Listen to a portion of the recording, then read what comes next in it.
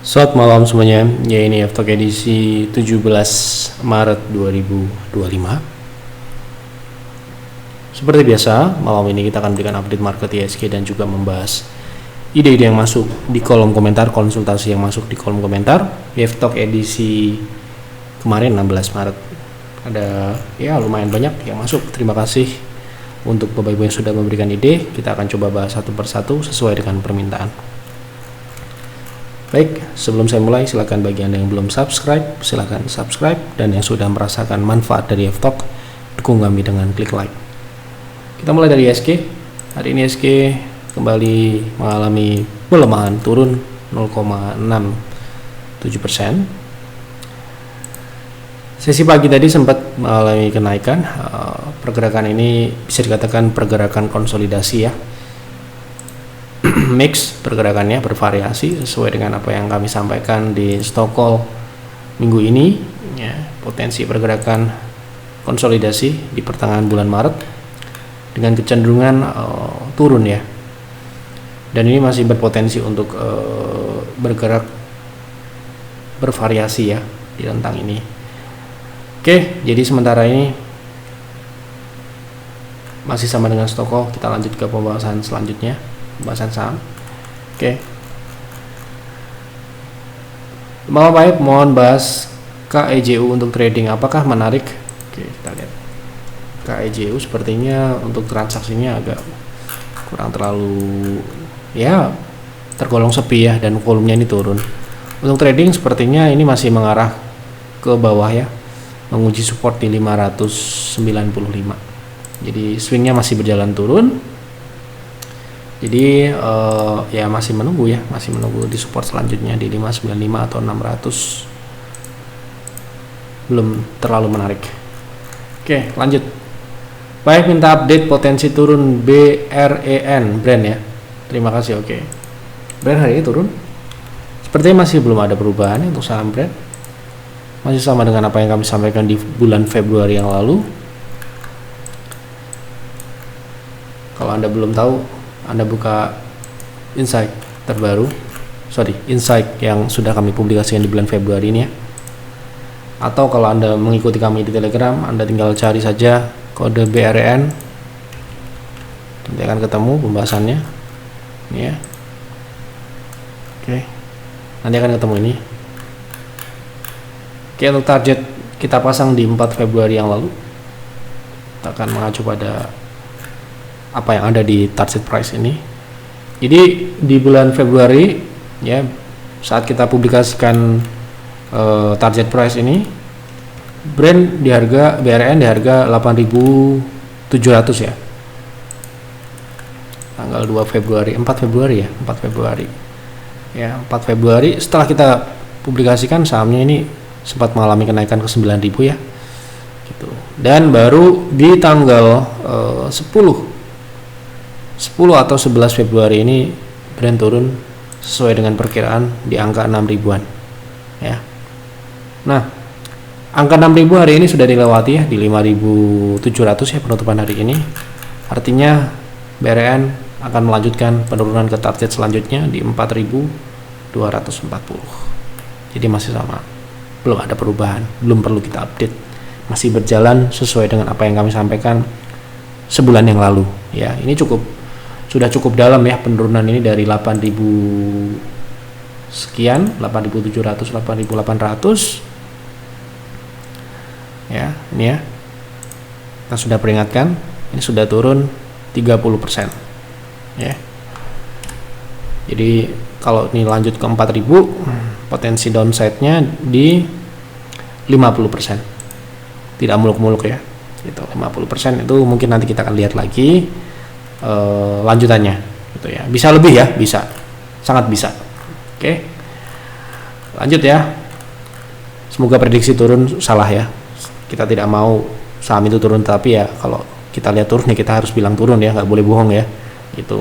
Nggak ada yang suka kita prediksi turun gitu ya. Tentu saja banyak orang yang beli di atas dan sekarang masih pegang, pasti itu akan ya membuat tidak enak, tetapi ya kita harus memberitahu apa adanya yang kita lihat ya. Potensinya turun, kita bilang potensi turun. Kalau kita lihat potensi naik ya kita bilang potensi naik gitu ya.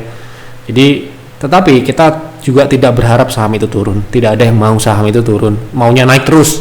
Tetapi sayangnya market tidak seperti itu ya, ada naik dan turunnya. Ini perlu untuk kita edukasi dulu supaya kita tidak terjebak ya, supaya penonton yang mungkin pemula tidak terjebak ya pada sebuah saham apapun itu. Karena saham itu ya bisa naik dan juga bisa turun. Kalau sudah waktunya turun ya turun, gitu kan. Oke, lanjut.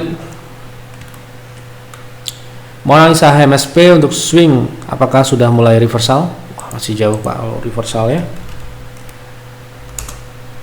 Oke, untuk jangka pendek ya, ini masih pullback, belum reversal. Reversal itu membutuhkan pematahan tren dan juga konfirmasi. Ya, untuk tren jangka menengahnya ini ya. Tuh, nah, oke. Jadi mungkin reversal point ya di 640. Oke. Itu pun harus ada konfirmasinya seperti yang saya sampaikan kemarin, bahwa sebuah tren itu berubah bukan hanya karena mematahkan sebuah trend line ataupun indikator tren seperti moving average. Butuh yang namanya konfirmasi, pembentukan high low dan sebagainya. Karena pematahan tren itu bisa dua kemungkinan, reversal atau berubah trennya, atau juga bisa terjadi konsolidasi ya, gitu. Lanjut.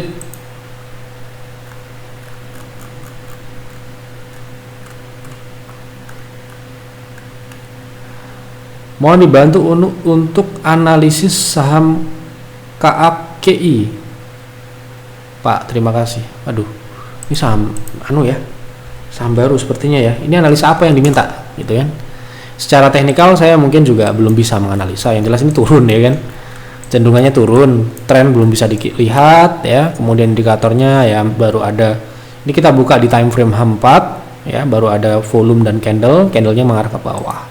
Untuk fundamental ya jelas ini belum bisa dianalisa karena ya baru IPO ya, itu belum bisa dianalisa. Mohon maaf sebelumnya, itulah kelemahan kami ya, tidak bisa menganalisa saham IPO. Pak Yef bahas MTFN. Menurut Pak Yef apakah ada tanda-tanda kenaikan secara teknikal ya? Oke. MTFN saham sepertinya sudah ini ya, turun di bawah 50 ya. Aduh, saran saya sih hindari dulu ya saham-saham seperti ini ya. Ini risikonya tinggi ya. Gitu. Untuk saat ini kecenderungannya masih konsolidasi di rentang 10 sampai dengan 3 ya. Gitu. Jadi belum ada tanda-tanda kenaikan ataupun uptrend. Oke. Pak ESSA apa menarik buat invest? Kalau menarik boleh minta area akumulasi yang bagus beserta SL-nya. Kalau untuk stop loss dalam berinvestasi itu tidak sama loh ya dengan trading. Jadi stop loss kita edukasi dulu ya, mungkin baru nonton, sudah pernah saya bahas berkali-kali. Ketika kita berinvestasi, stop loss acuannya adalah fundamental juga. Jadi misalkan saham itu turun akibat market yang sedang turun, ya bisa aja kan saham BRI aja turun, saham BCA pun juga turun. Ya, bukan berarti kita harus set stop loss, tidak, karena investasi itu juga patokannya pertama adalah fundamental, tidak sama dengan trading. Kalau trading ada batas stop loss 5% misalkan. Ya, itu kita set stop loss sesuai dengan teknikal dan sesuai dengan batasan resiko di trading. Kalau investasi, stop lossnya adalah fundamentalnya. Misalkan ya, kita lihat proyeksi kita adalah tumbuh misalkan 10%, 20%. Tiba-tiba saham tersebut tidak tumbuh atau malah turun. Atau pertumbuhannya menurun daripada ekspektasi kita 10% jadi 2% misalkan. Plan kita adalah cut jika penurunan itu terjadi, penurunan fundamentalnya terjadi, gitu. Berbeda dengan trading seperti yang saya sampaikan di awal tadi. Kalau sebuah saham itu turun ke batas stop loss di dalam trading plan yang sudah ditentukan di awal, ya harus dijual, gitu. Nah, ini ya perbedaan trading dan investasi, salah satunya adalah dalam menentukan batasan risiko, ya. Nah, bagaimana ESSA atau ESA menarik nggak buat investasi? Sepertinya ini juga komoditas, tapi kita lihat juga ya, sahamnya ini turun ya sekarang. Jadi kita juga sepertinya pernah invest di saham ini, tapi saat itu memang karena komoditasnya sedang naik ya. Kita lihat dulu ya, di sini terlihat ya, di sini ada amonia dan gas ya.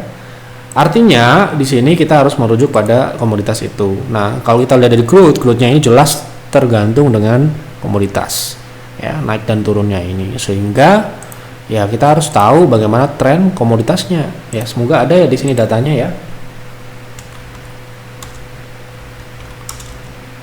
Saya kebetulan tidak terlalu memperhatikan komoditasnya amonia ini ya, diturun ya. Atau ini datanya terbatas di di TradingView ya. Mungkin Anda bisa cek komoditasnya seperti apa. Yang jelas secara crude tadi terlihat SA itu turun ya. Kalau gitu berarti kita harus menunggu terjadi siklus naik yang dimulai, karena saham ini sebenarnya peak performance-nya bersama dengan emiten-emiten komoditas tahun 2022 ya gitu. Nah, disinilah terjadi peak dan sekarang ini turun. Nah, bagaimana dengan investasi saat ini? Saya rasa belum waktunya. Kalau trading sih oke, ya, tetapi untuk invest sekarang ini trennya masih turun pertumbuhannya gitu. Oke, itu, dan ini juga tidak stabil. Tidak stabil ini sangat wajar terjadi di perusahaan komoditas, yang mana ya dia naik dan turunnya tergantung dengan komoditas yang juga volatile ya, fluktuasinya tinggi ya kan, seperti batu bara ya kan, tiba-tiba dividennya besar sekali, tiba-tiba kinerjanya tumbuhnya ribuan persen, terus kemudian saat komoditasnya turun kinerjanya juga jatuh, ambrol ya kan, anjlok gitu ya, tidak cuma turun tapi anjlok itu ya bisa turun bisa 80% gitu kan, 70% ya, jangan kaget, itu adalah komoditas. Itu adalah karakteristik, dan untuk yang model seperti itu sih kalau kami menyarankan hanya untuk trading only ya gitu, karena volatilitasnya sangat menarik ya untuk trading. Tetapi untuk invest itu kita kan cenderung mencari ke pertumbuhan yang stabil, yang diproyeksikan itu lebih mudah gitu ya. Nah, sedangkan kalau kita trading kita mencari yang pergerakannya agresif gitu, yang pergerakannya jangka pendek gitu ya. Itu pendapat saya seperti itu. Tapi Anda silahkan cek dulu fundamental yang komoditasnya seperti apa sekarang ya. Menurut saya sih belum ya. Pak F, tolong bahas BRI jangka menengah arahnya kemana? Apakah masih ada kemungkinan turun lagi ke level 3.360? Faktor apa yang bikin BRI susah naik, Pak? Oke. Faktor yang susah buat menaik tentu saja faktor dari fundamental UMKM sendiri ya. Sekarang ini masih dalam penurunan gitu ya. Kalau kita bicara masih bisa nggak ke 3.300 atau lebih dalam lagi, bisa selama tren turun ini masih dijaga. Tetapi ini kan wave C ini batasannya di 3.280 proyeksi kami ya. Jadi seharusnya kalau cuma 3.300 sih bisa ya. Kalau lebih ya mungkin kita akan lihat penurunan secara menyeluruh tentunya gitu ya. Nah, sementara ini bisa selama tren turun ini belum dipatahkan. Kalau 3.300 adalah yang Anda harapkan. Nah, kalau nanti trennya ini dipatahkan sebelum turun ke sana, berarti sudah mengecil kemungkinannya. Begitu. Faktornya tadi saya sudah jawab ya. UMKM itu sudah kita bahas di kuartal 2. Anda cek Instagram Give Advisor ataupun di YouTube Short ya, sudah kita jelaskan penurunan UMKM ya. Waktu itu kita memprediksi BRI akan turun ke 3.800, ternyata lebih dalam lagi. Oke, lanjut ya.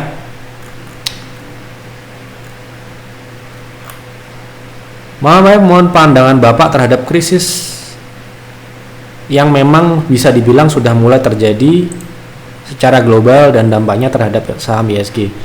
Karena menurut saya Indonesia akan terkena dampak bahkan bisa lebih parah. Apakah menurut Pak Yef ada probabilitas untuk terulang seperti kejadian 98, 2008 dan 2020 walaupun secara data memang krisis tahun-tahun tersebut penyebabnya berbeda-beda.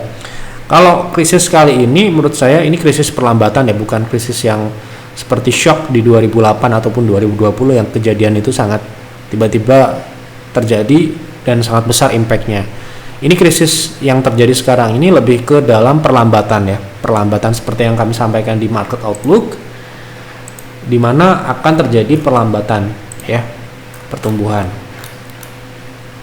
yang mana terjadi ketidakpastian ya, jadi terjadi perlambatan pertumbuhan dan ini sudah terrefleksi di dalam kinerja emiten big cap seperti perbankan. Anda lihat pertumbuhan BRI turun ya, pertumbuhannya turun ya, bukan tidak tumbuh ya, pertumbuhannya turun. BRI, BNI, bahkan BCA pun terjadi penurunan pertumbuhan gitu. Oke, jadi itu adalah indikasinya. Dan apakah ini sama dengan 2020? Tentunya tidak sama. 2020 tidak sama, 2008 juga tidak sama, 98 juga tidak sama ya. Kalau 98 itu kan memang secara politik kita sendiri sedang tidak stabil ya. Ketidakstabilan politik itu yang menyebabkan ya krismon waktu itu. Ya saya waktu itu masih sekolah ya, saya belum bisa menangkap informasi secara utuh saat itu, tapi yang saya pelajari kalau 2008 saya sudah mulai mengenal market ya, 2020 kita sudah alami. Seperti yang saya sampaikan di 2024, 2025 ini akan terjadi seperti saat transisi di era SBY ke Jokowi ya. Dimana saat itu market koreksi di 2015 sampai dengan 2016 dan baru pulih di 2017. Jadi ini resiko yang ada sekarang ini adalah resiko yang sebenarnya mirip dengan 2015 dan juga mirip ketika 2018 saat trade war ya. Dimana trade war menyebabkan penurunan komoditas. Negara kita ini negara komoditas, negara berkembang yang bergantung pada komoditas. Ketika komoditasnya turun, tentu saja terjadi penurunan ekonomi. Ya, itu sudah secara sistematis terjadi ya. Jadi itu sudah saya sampaikan juga di 2024, silahkan Anda cek saja terkait pelemahan rupiah, terkait suku bunga, terkait market ISG ya, bahkan secara mendetil saham-saham seperti BRI dan BNI Mandiri yang sudah kita bilang saham ini masih bisa turun, menyusul BRI pun juga kita sudah sampaikan. Yang jelas penurunan yang terjadi saat ini yang dibutuhkan adalah kesabaran ya, kesabaran. Dan kalau 2020 itu lebih kepada keberanian ya, keberanian yang kita harus ambil. Kenapa ya, market jatuh dalam waktu yang sangat singkat. Ya, sedangkan 2015 itu adalah penurunan yang sangat pelan ya, pelan dan bertahap, yaitu membutuhkan kesabaran ya. Jadi sekarang ini kalau kita investasi kita harus pelan, sabar itu dalam hal membeli ya, dalam hold ya, dalam mempertahankan posisi juga harus sabar ya, karena pemulihan ini penurunan yang lama, pulihnya juga lama. Kalau penurunan cepat, pemulihan juga cepat gitu ya. Itu secara logika seperti itu.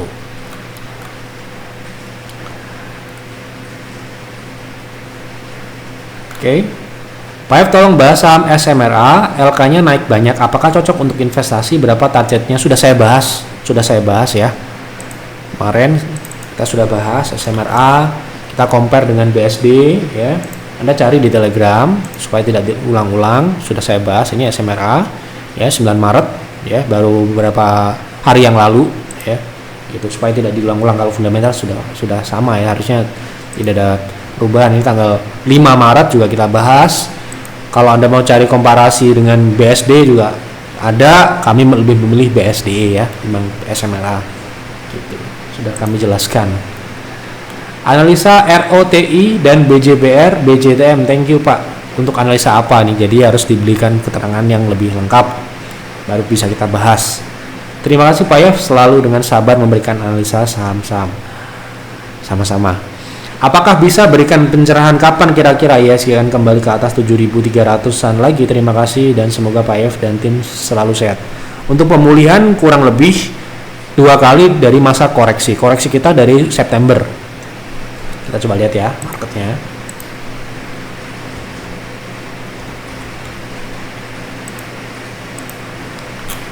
Jadi koreksi kita mulai September, ya kan? Jadi September sampai dengan sekarang ini kan kira-kira kan sudah 6 bulan.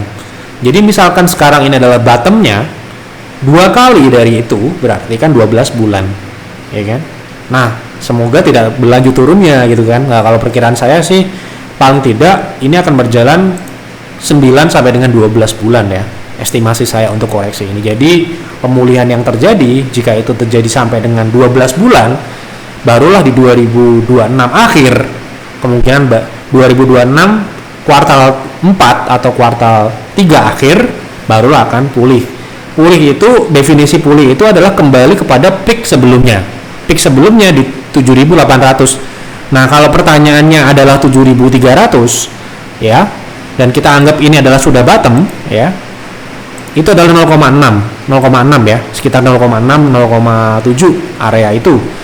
Menurut saya itu akan sekitar 3/4 dari masa pemulihan ya. Jadi saya asumsikan baru mungkin di akhir tahun, paling cepat ya, akhir tahun 2025 atau kuartal 3 akhir, kuartal 3 akhir atau kuartal 4 awal ya, sampai dengan kuartal 2 tahun 2026 gitu.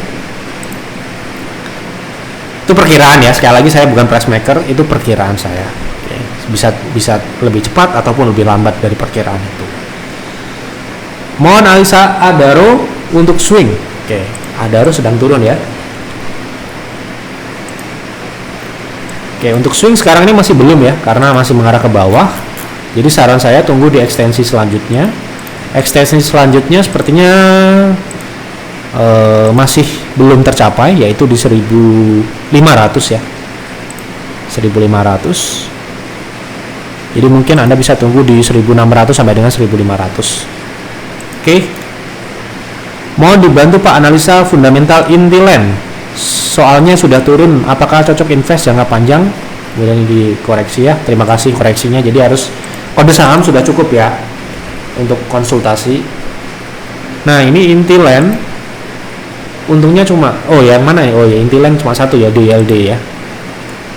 Untuk invest seperti apa? Kita cek dulu fundamentalnya seperti apa ya. Sepertinya untuk saat ini walaupun harga sahamnya turun ya, mohon maaf ya, bukan berarti saham itu menarik ya, karena fundamentalnya juga tidak layak, rugi beberapa kali dan marginnya ini sangat tipis juga. Jadi dengan sangat mudah saya bilang pilih yang lain, cari yang lain banyak ya gitu. Kalau turun seperti ini ya mungkin trading aja.